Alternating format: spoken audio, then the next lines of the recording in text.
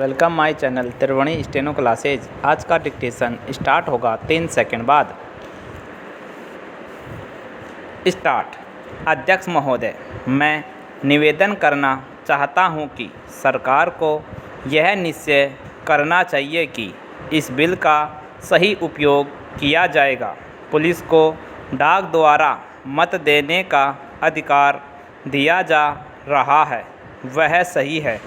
वह अधिकार इससे पहले ही दिया जाना चाहिए था, लेकिन आजकल चुनावों में जो गड़बड़ी होती है उसको दूर करने के लिए सरकार को मूल अधिनियम में संशोधन करना चाहिए। पैरा। माननीय सदस्य ने अभी कहा कि इस बिल पर ज़्यादा वाद विवाद नहीं होना चाहिए, लेकिन हम विरोधी दल के लोग जानते हैं कि जूता कहाँ काटता है। अगर कांग्रेस पार्टी चुनाव से पहले गद्दी छोड़ दे और सरकार में न रहे, तब हम देखेंगे कि कांग्रेस को कितने वोट मिलते हैं। चूँकि चुनाव के समय कांग्रेस पार्टी के हाथ में सरकार रहती है, इसलिए उसको इतने वोट मिल जाते हैं। मैंने मध्य प्रदेश में देखा है कि हमारे कुछ कर्मचारियों को आरोप लगाकर पकड़ लिया गया है। इस संबंध में न्यायाधीश का निर्णय वहां की विधानसभा में पढ़कर सुनाया गया है। पैरा। पुलिस के वोट लेने के लिए ही यह बिल लाया गया है। हमें डर लगता है कि पुलिस पर दबाव डाला जाएगा। सरकार को यह बतला देना चाहिए कि ऐसा नहीं किया जाएगा। यदि प्रारंभ में ही चोर चोर का शोर मचा दिया जाए तो चोर घर में नहीं घुसता है, क्योंकि वह जानता है कि लोग जागे हुए हैं।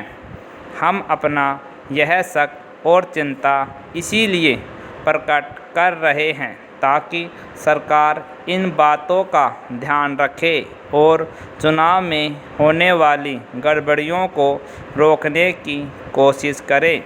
यह जो छोटा सा बिल लाया गया है वह किसी विशेष मतलब से लाया गया है। जैसा कि विरोधी दल के अन्य माननीय सदस्यों ने कहा, यह बिल किसी विशेष पार्टी के हित के लिए नहीं लाया गया है। केवल अपने प्रदेश से बाहर काम करने वाले पुलिस के आदमियों को डाक द्वारा मत देने का अधिकार देने के लिए नहीं लाया गया है। मैं निवेदन करना चाहता हूं कि अभी देश में वे स्थितियां पैदा नहीं हुई हैं जिनमें वह अपनी मत के अनुसार जिसको चाहे वोट दे सके।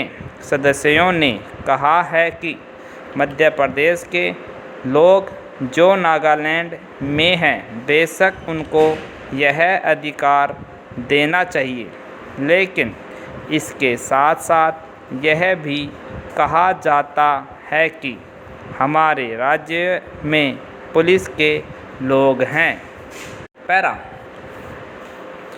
अध्यक्ष महोदय, मैं कहना चाहता हूं कि हर आदमी को यह अधिकार है कि जिसको वह चाहे डाक द्वारा मत भेज सके। ऐसा तो नहीं है कि सभी मत किसी एक अधिकारी के सामने ही इकट्ठा करके भेजे जाते हैं। जहां तक इस बिल का संबंध है वह ठीक है, वह प्रारंभ में ही आना चाहिए था और मैं इसका समर्थन करता हूं। मैं इस सदन के माननीय सदस्यों से भी निवेदन करता हूं कि इस बिल को पास कर दिया जाए। खेती में उन्नति न होने का कारण क्या है? उसका एक कारण यह है कि खेती से संबंधित जितने विभाग हैं उनमें आपस में समन्वय नहीं है।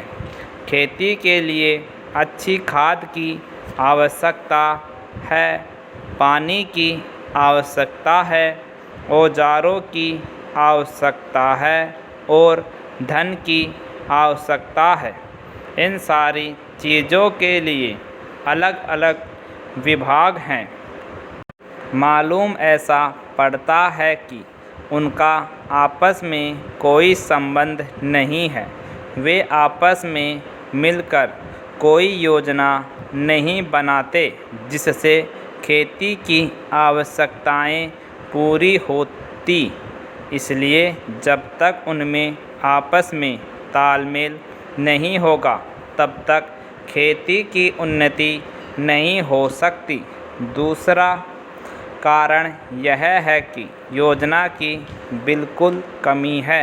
इसके अलावा कृषि कॉलेजों से निकले हुए जो स्नातक होते हैं, जो खेती की बातों को जानते हैं, उनमें से एक भी आदमी खेती करने के लिए तैयार नहीं है। सभी प्रोफेसर बनने के लिए तैयार हैं, खेती के लिए कोई भी तैयार नहीं है। एक बात मैं माननीय मंत्री जी से विशेष रूप से कहना चाहता हूँ। अधिक उपज न होने का एक कारण यह है कि जो खेती में काम करते हैं वे उसके मालिक नहीं है। खेत किसी और का है और काम कोई और कर रहा है। इसलिए मेरा कहना यह है कि किसानों में जब तक यह भावना पैदा नहीं होगी कि यह मेरी भूमि है, तब तक अधिक उपज नहीं हो सकती है।